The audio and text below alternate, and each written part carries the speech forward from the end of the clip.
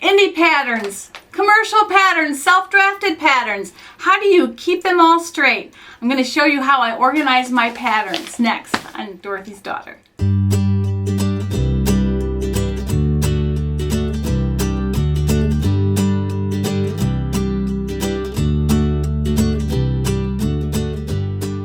Hi, this is Kim from Dorothy's Daughter. Thank you so much for joining me today. First of all, an apology for being gone so long from the channel, and also a heartfelt thank you. I actually, the weekend before Memorial Day, I was getting ready to have a giant party at my house. It was going to be all of the May birthdays in my family. So on Saturday, I was in a sewing frenzy, making all kinds of birthday gifts. And then on Sunday, I went to church. I ended up getting sick before we even sang the first song. And I ended up spending the day of Memorial Day in the hospital in ER. So a bad bout of colitis, a little bit of a scary situation, but I am okay and back to almost normal. And I honestly cannot thank you.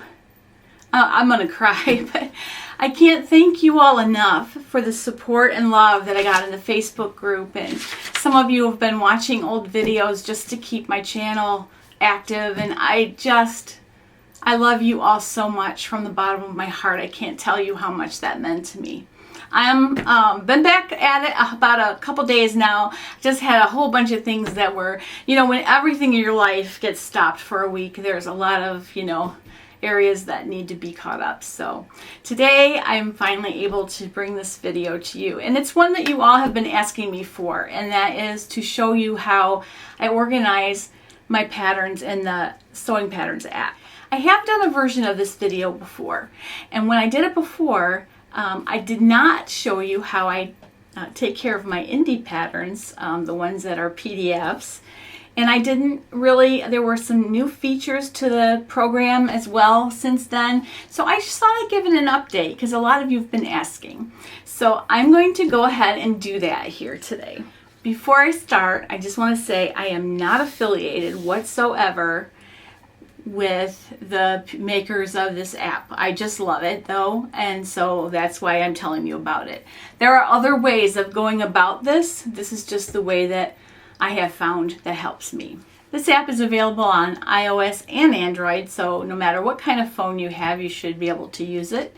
And they've had some recent updates since the last time I brought this to you. One is that you can actually attach the PDF file right to the program, which makes it so easy when you're shopping and you want to know. I just used it the other day looking for the yardage for the Linville jumper, which I made for my granddaughter for her birthday.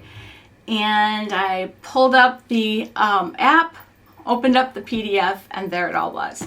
So it's really, really handy to have with you. The other thing that they added was the ability to print your PDF straight from the app, which is really nice as well.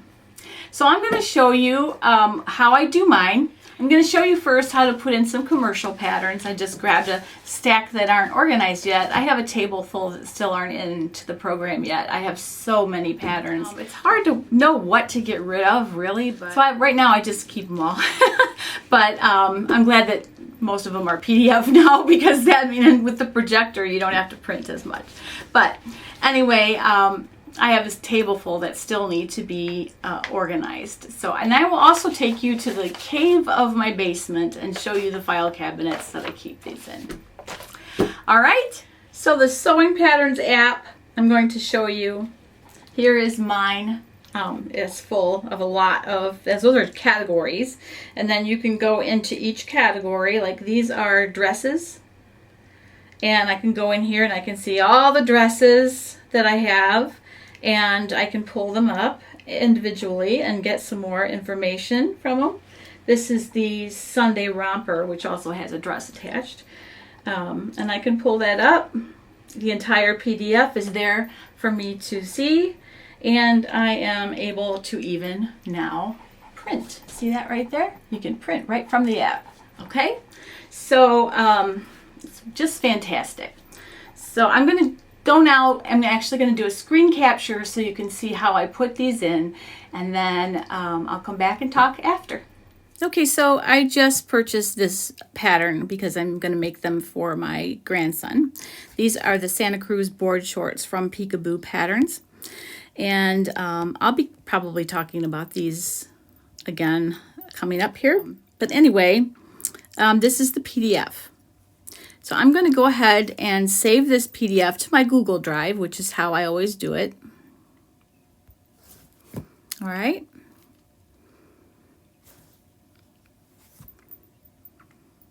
And then now that that's done uploading, I'm going to go ahead and open my Patterns app. I still have that open from before. Let's go back to, okay, here's the way it is when you first open it.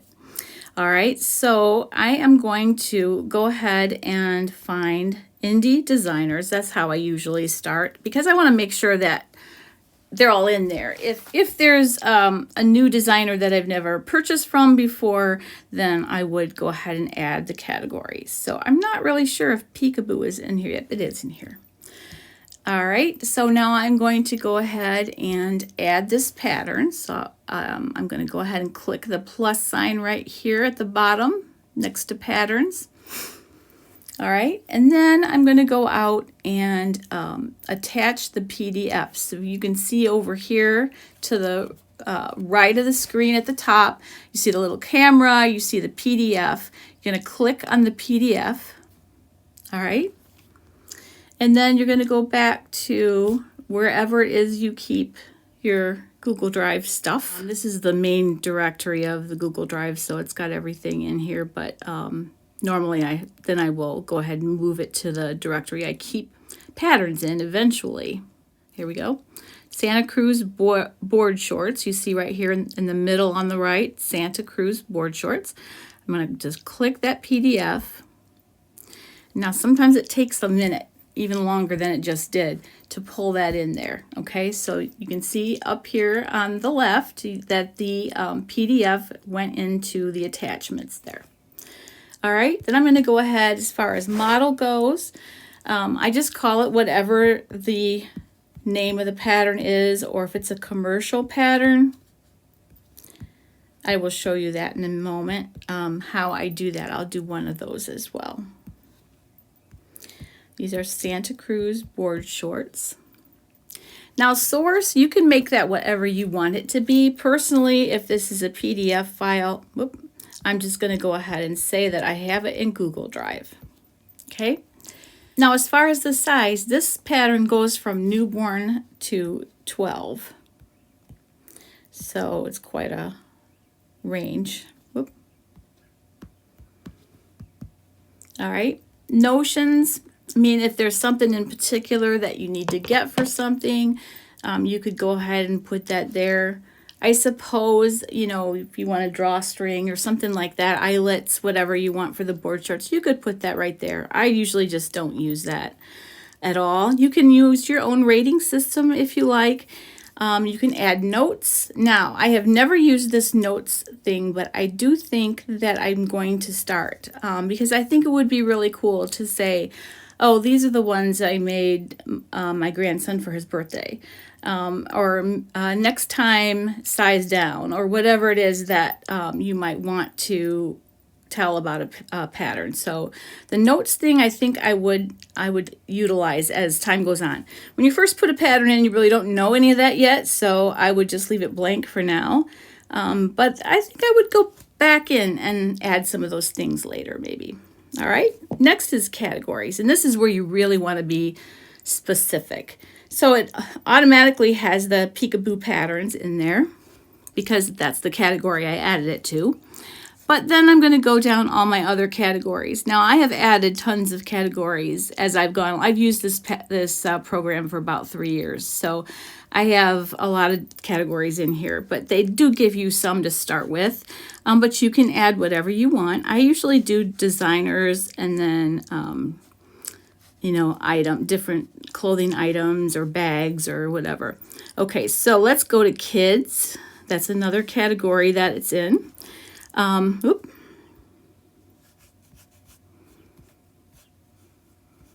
So we've got kids, we've got boys, we've got swimwear, and we've got shorts. I think that about does it for board shorts. So those are all the categories, and you can see they popped up down here. All right. Now you can add, if you wanted to add fabrics, you could add what types of fabrics that are good for this if you wanted to. I have never used it.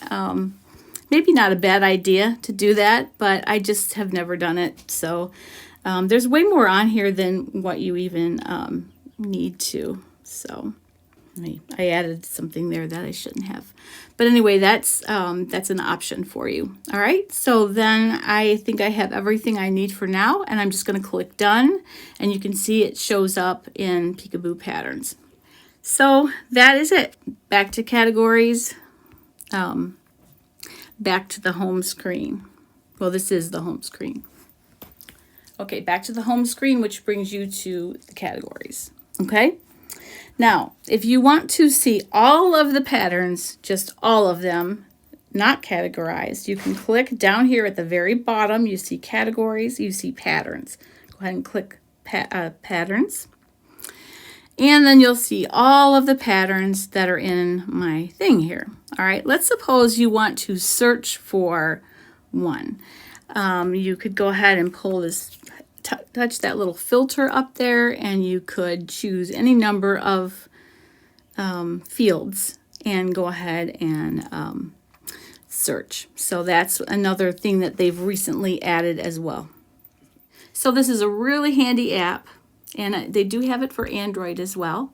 And the other thing that I really like about it, one setting you want to do, down here at the very bottom, you can see the little gear icon for settings. Okay, so one of the things that you want to make sure is checked is if you come all the way down here, second to the bottom, it says Synchronize via cloud. You want to make sure that's on, because then if you're on your iPad, it's up to date. If you're on your phone, it's up to date. It's synchronized between your devices, so I can use my iPad to put these in, and then I can go ahead and be shopping and pull them up on my phone. Super, super handy. That's one of the best features of this app, so I'd highly recommend turning that on, okay? All right, now I'm going to show you how to put in a commercial pattern. All right, I'm in my commercial pattern companies. I'm going to go ahead and choose Simplicity because that's what I'm going to put in, all right? And here where it says patterns, I'm going to go ahead and put the plus sign, all right? And then I'm going to go ahead, rather than choosing the PDF up here in the right-hand corner, I'm going to go ahead and choose the little camera. All right? Choose camera. Unless you've already taken a photo, then you can go to your photo library for it. But I like to use the camera because that way they don't really save on your camera roll, which is kind of nice. All right, camera. What I normally do is the front of the pattern envelope. And I use that photo. And then I will add another, the back envelope. So when I center this, you see how it wants to center. Let me retake. It wants to center it. So I'm going to do this because I don't necessarily need it in a different language. You would just go ahead and center it over your language of choice. All right. All right, then I'm going to go ahead and you take that one. All right. Okay, now I'm going to fill in some details. This is S1253. The source is that it's in the file cabinet, which is my basement file cabinet. We'll go down and file this one, and I'll show you how I have them. It's really dungy down there, but it works. Okay, file cabinet. Skill level, I don't usually do anything with that, but if you wanted to, you could say, 1 star being beginner, 5 star being difficult. All right, so next is the size. So this pattern has US 12 to 20.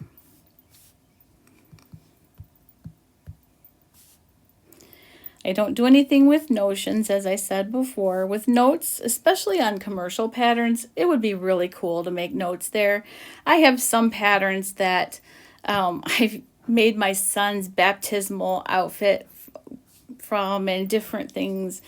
It would have been really cool to have had those notes. So I would definitely add them if you have the time. Okay, categories. This is a blouse. So it's already coming up under simplicity.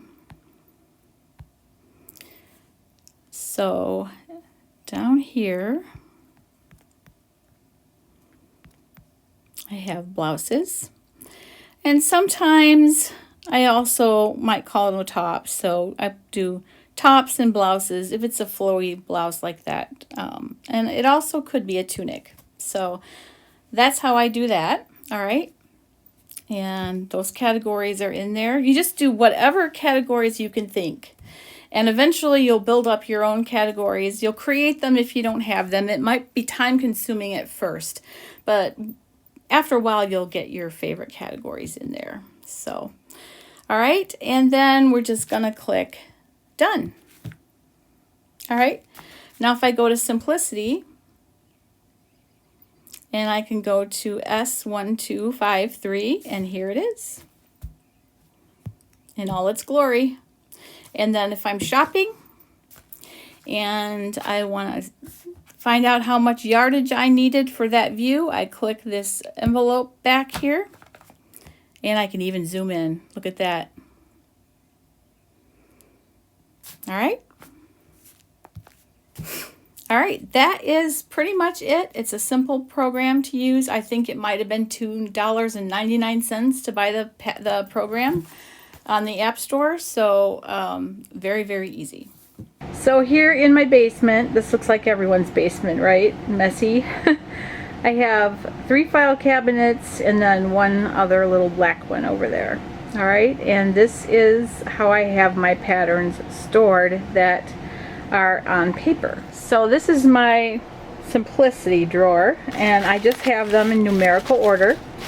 And as years go by, some of them will actually have the same number, but as long as they're in order, you're able to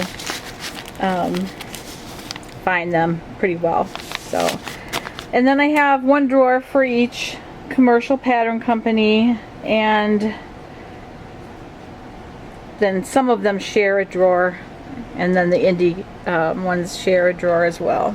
Here is how I have the paper patterns from the PDFs. The ones that I printed off in my size, I just go ahead and put it in a manila envelope, write on it, and put it in there. And I have those in alphabetical order by company. So all of Love Notions is together, all of Seamwork is together, and so on. Okay, so that's basically how I do that.